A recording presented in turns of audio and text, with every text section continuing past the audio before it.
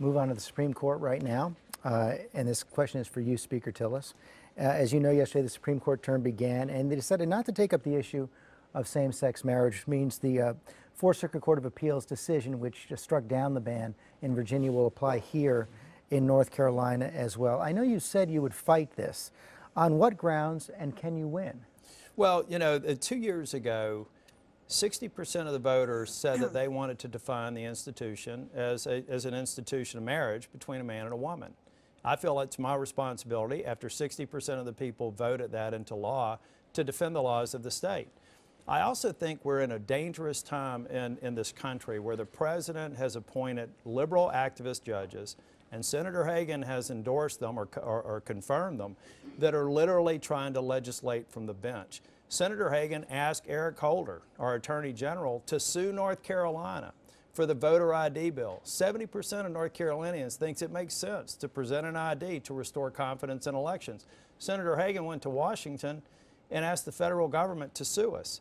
The federal government is continuing, and the judicial system is continuing to become an activist legislative branch. I think that's dangerous, and it's denying states to do the things that they want to do.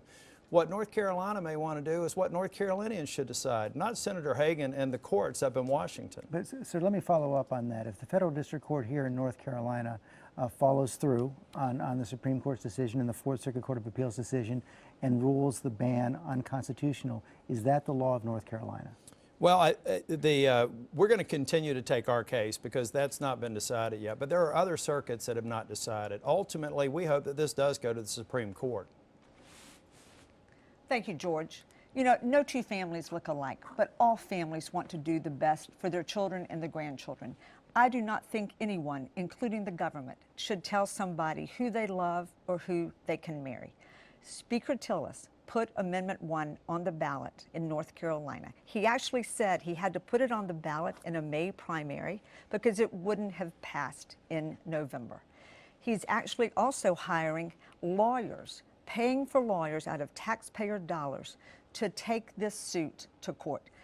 Speaker Tillis has said that they will continue to fight this case in spite of what the Supreme Court's denial has been as far as letting these issues stand. You know, I opposed Amendment 1, which banned gay marriage in North Carolina. And I want to flip back to one of the issues that Speaker Tillis is talking about. You know, I think he wants to talk about percentages. I want to talk about percentages. 100% of the time, Speaker Tillis's policies have hurt North Carolina. Gutted education, killed an equal pay bill, no Medicaid expansion. That's what he says as being effective. 96% of the time, Senator Hagan's voted with President Obama.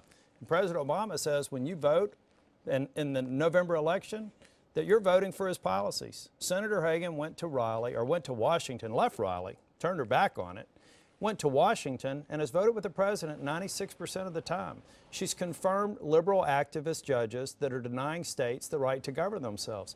She's ignoring the citizens of North Carolina who voted 60% for this bill.